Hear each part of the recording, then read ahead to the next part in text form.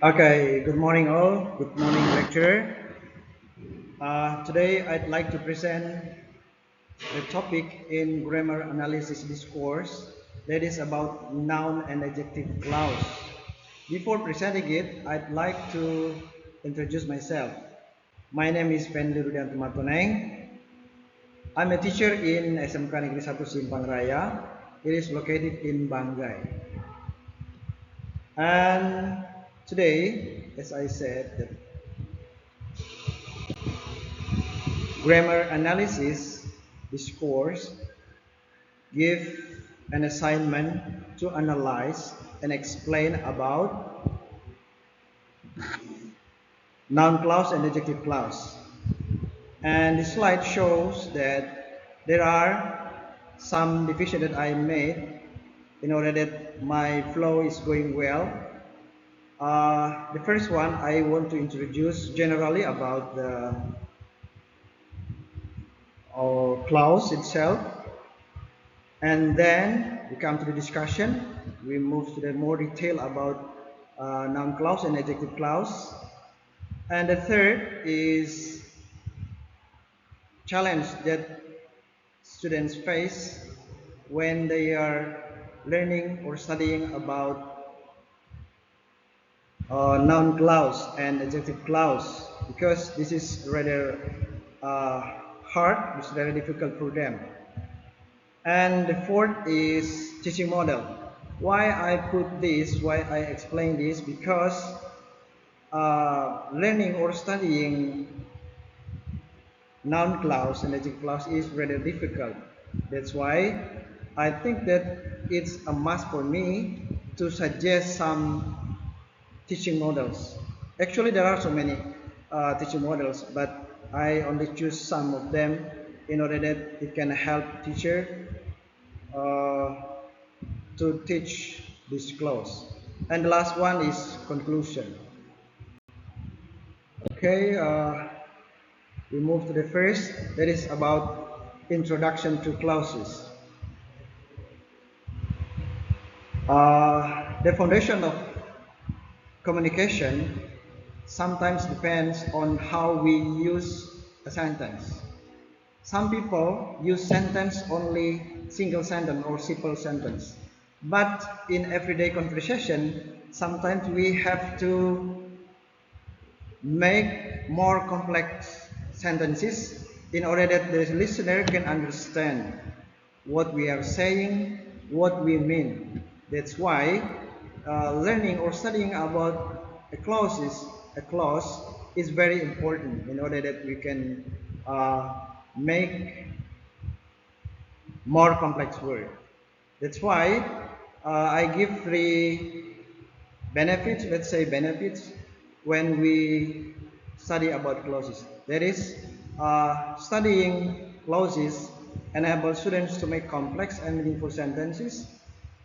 The second one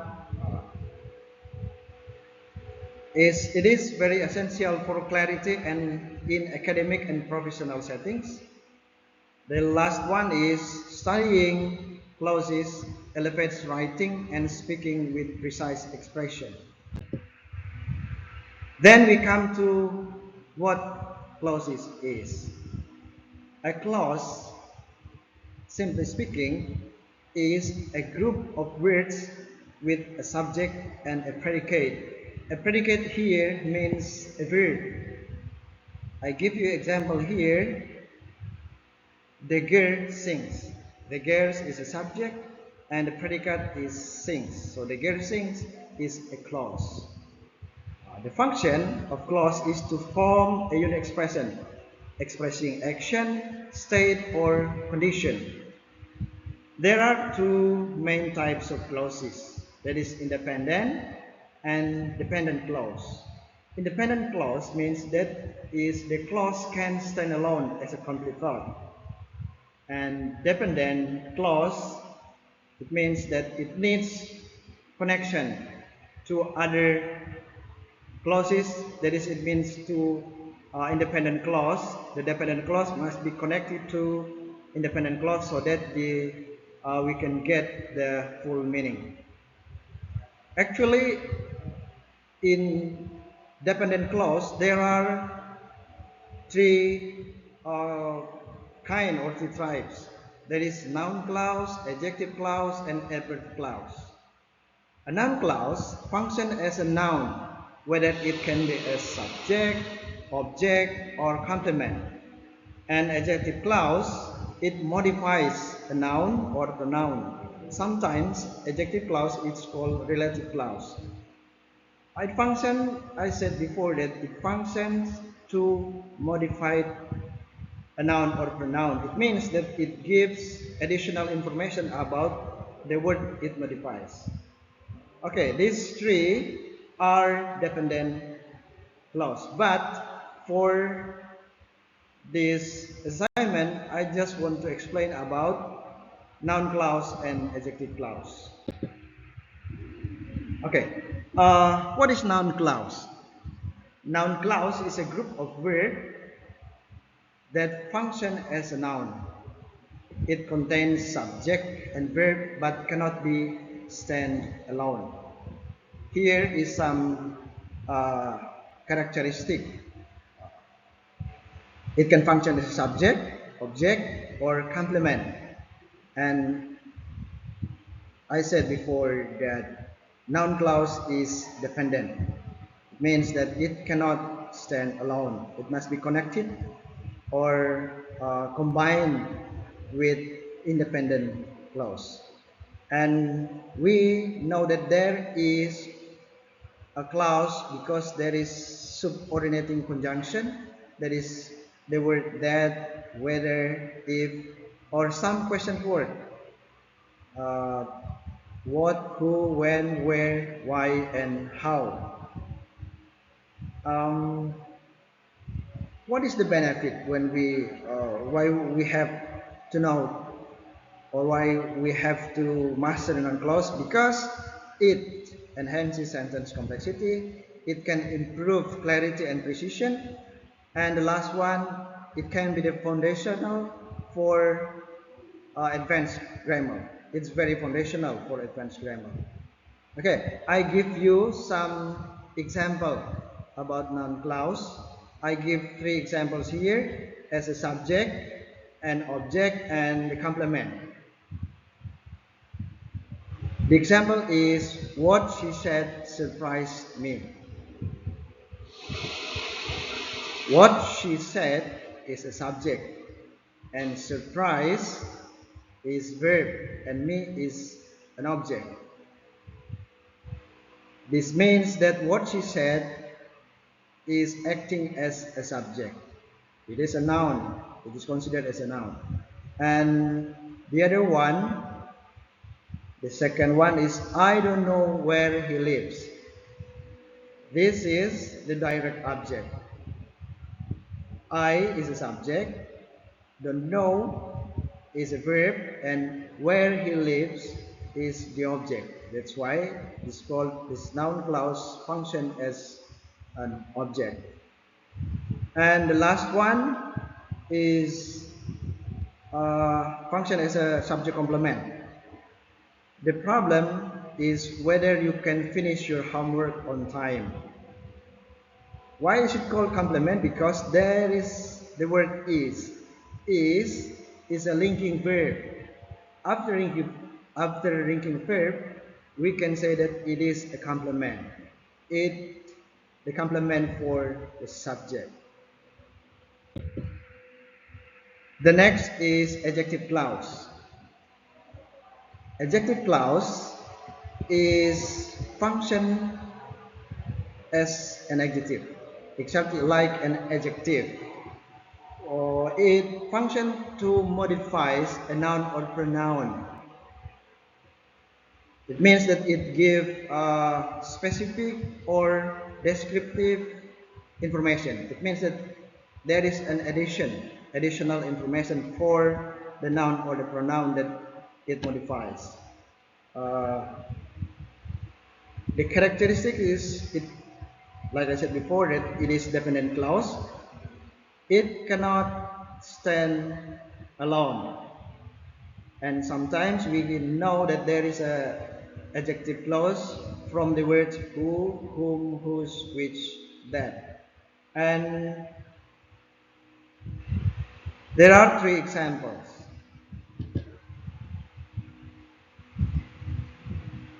The first one is the student who studies hard will pass the exam.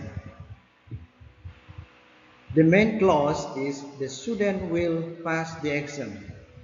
And the clause who studies hard here is adjective clause. Why is it called adjective clause? Because it modifies the word student here. It modifies student as a noun here. It gives additional information about the student. Which student? Which student is that? Or the student is the student who studies hard. And the other one is I have a book that you might like. I have a book is independent clause, and that you might like is dependent clause.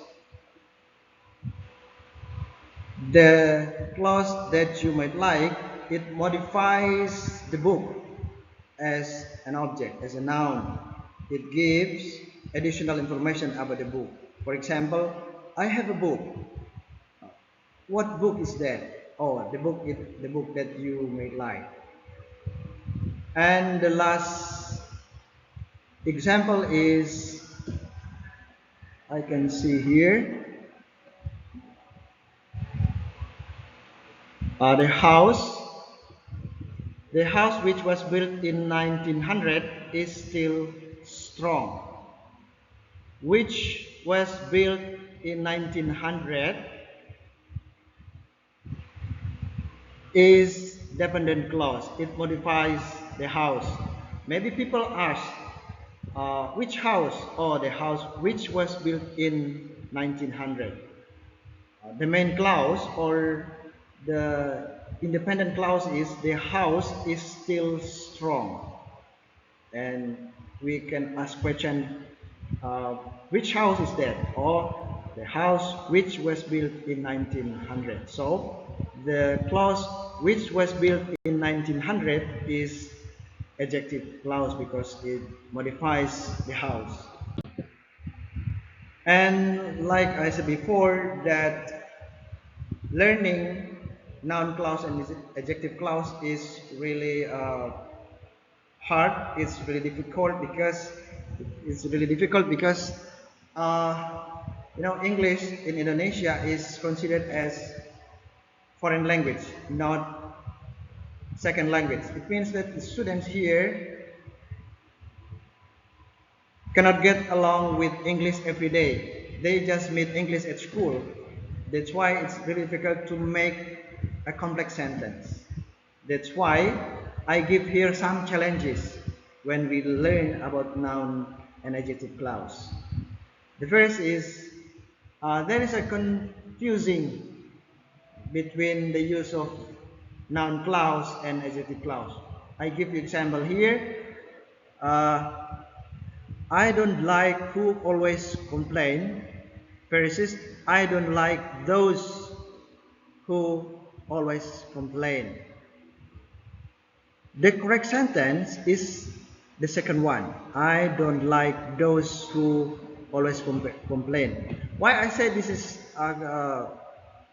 the correct sentence? Because the first sentence, I don't like who always complains, there is it is incomplete sentence because there must be adjective clause there. For example, I don't like who always complains. Who always complains, it must modifies other words. And here, there is no word that it can imply. It can modify it, I mean. And the correct word is I don't like those. So the correct is there must be those because those must be the object here that need to be modified by the adjective clause. That is one the the first challenge. The second challenge is the use of incorrect connecting words. For example, I don't know what did he say versus I don't know what he said. The correct sentence is the second one. I don't know what he said. Why I say that the first one is not correct or wrong? Because here I don't know what did he say. This is a question sentence. It is not adjective clause. It's not an adjective clause because uh, there is the word did here. What did he say is question form of the sentence. It is not considered as an adjective clause. So uh, the correct adjective clause is the second sentence. That is, I don't know what he said. I don't know. The first, the sentence or the clause, what he said, can be replaced by it. Can be replaced by it, and it refers to noun. I don't know it. What is it? Or it refers to what he said. And the third challenge is the lack of contextual learning.